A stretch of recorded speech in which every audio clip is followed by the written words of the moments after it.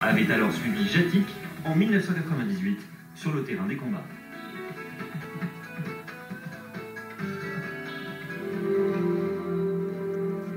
La guerre aujourd'hui, c'est au Kosovo qu'elle sévit. Pour éviter un bain de sang entre les belligérants, l'OTAN a mis en place un dispositif militaire exceptionnel. 2300 hommes prêts à intervenir. Parmi eux, le 17e RGP basé à Kumanovo, arrivé en Macédoine en décembre dernier, accompagné de Jatic, bien sûr. Sa mission, la détection des mines. C'est au centre de formation de Montauban qu'il a appris son métier.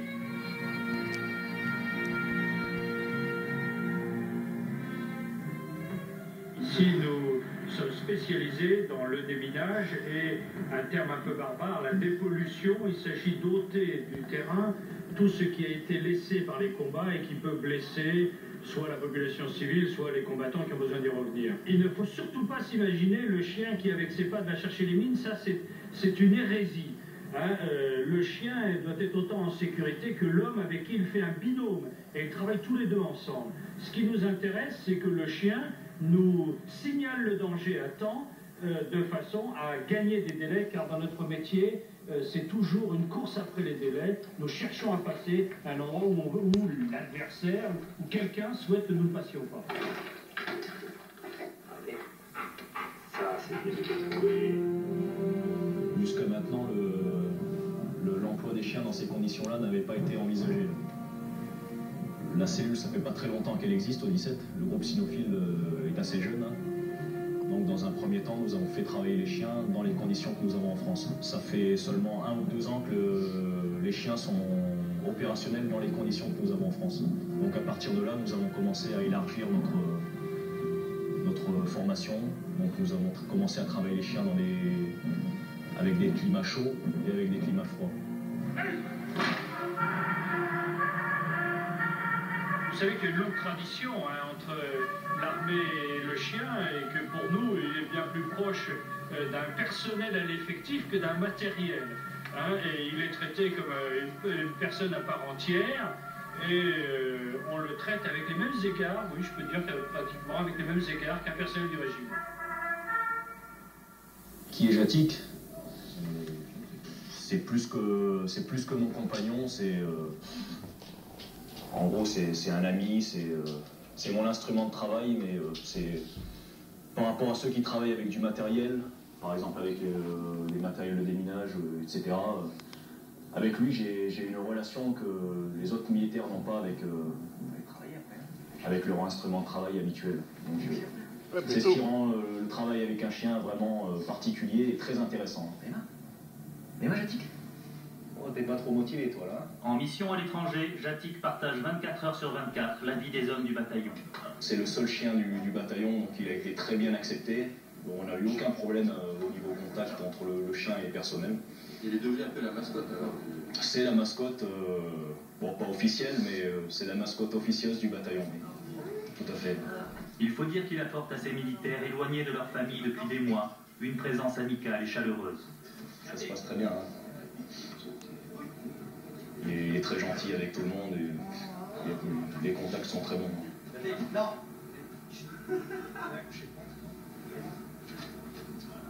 Généralement, nous prenons les chiens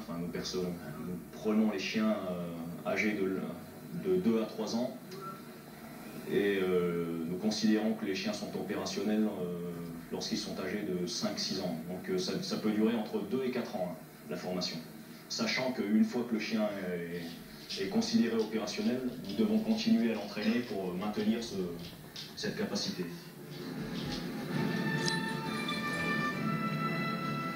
L'entraînement prend tout son sens lorsque hommes et chiens vont être parachutés sur l'objectif. Le maître et son compagnon seront largués en tandem, c'est-à-dire chacun d'entre eux couplé à un parachutiste expérimenté qu'on appelle le pilote tandem.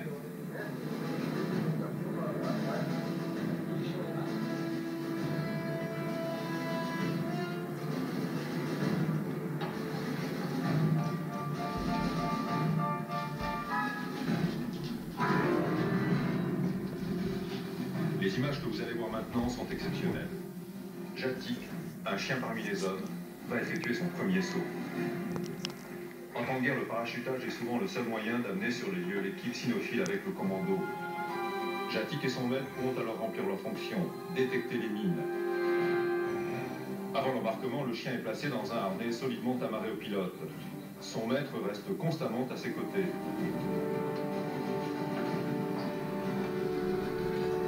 Pauvre qu'un chien, hein?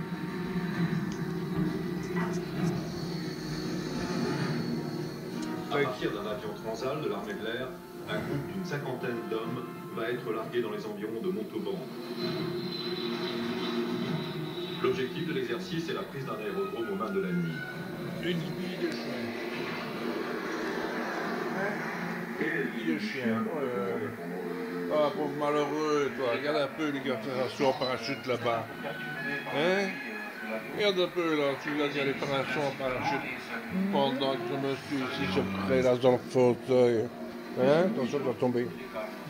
Tu vas tomber, mon gros. Tu vas tomber. C'est Joe. Doucement. Il sait que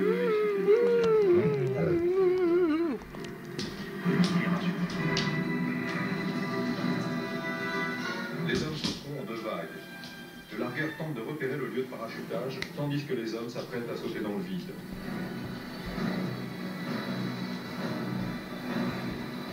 Jatik attend son tour avec impatience. Regarde le chien qui va faire son parachute là. Hein? Le signal est donné. Jatik et son maître Regarde là-bas. avec la deuxième vague. Regarde à la TV. Pendant que les premiers parachutistes s'élancent, Jatik, fixé au ventre de son Regarde, pilote regarde. approche courageusement À la de TV. pour son baptême de l'air. Regarde, là-bas. Come here.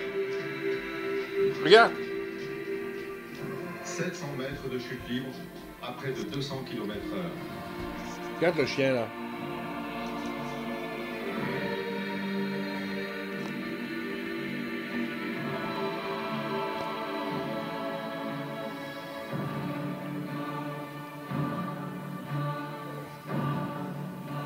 En pleine possession de ses moyens, le chien para cherche des yeux son maître qui a sauté après lui.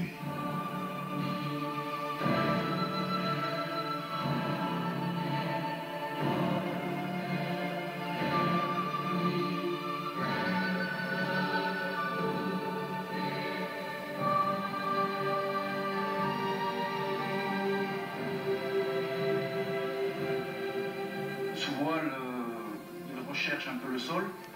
Hein, il regarde en bas, comme s'il savait qu'il allait se poser bientôt. Hein.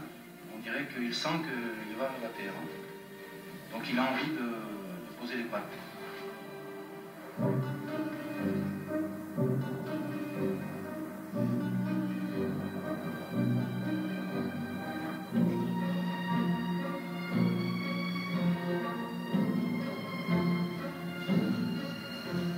Contrairement aux techniques utilisées par les équipes cynophiles étrangères, celle des Français place en priorité la sécurité du chien.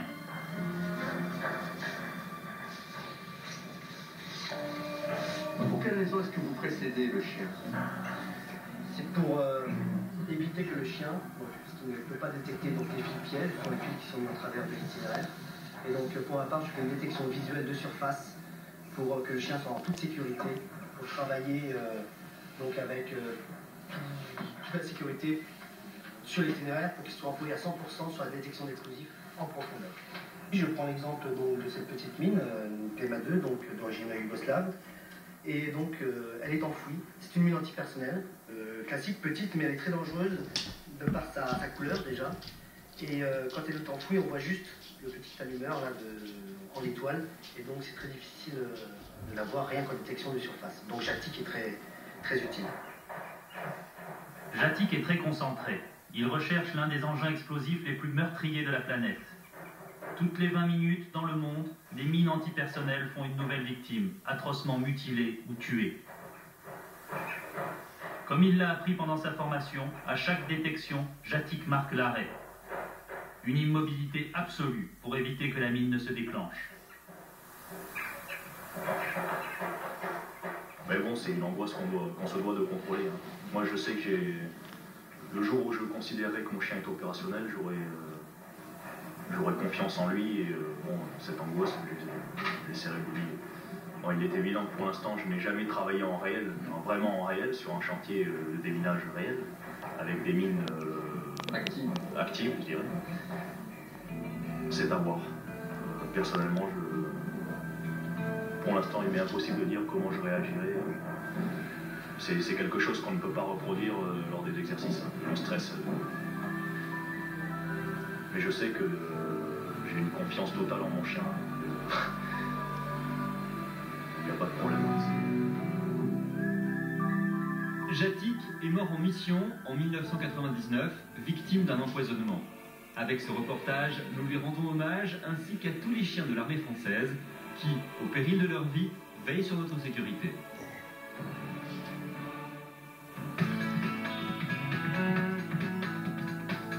Vous vous en doutez, mais il est bon de le rappeler, 30 millions d'amis collector est une émission incorruptible. En 1990, Elliot Ness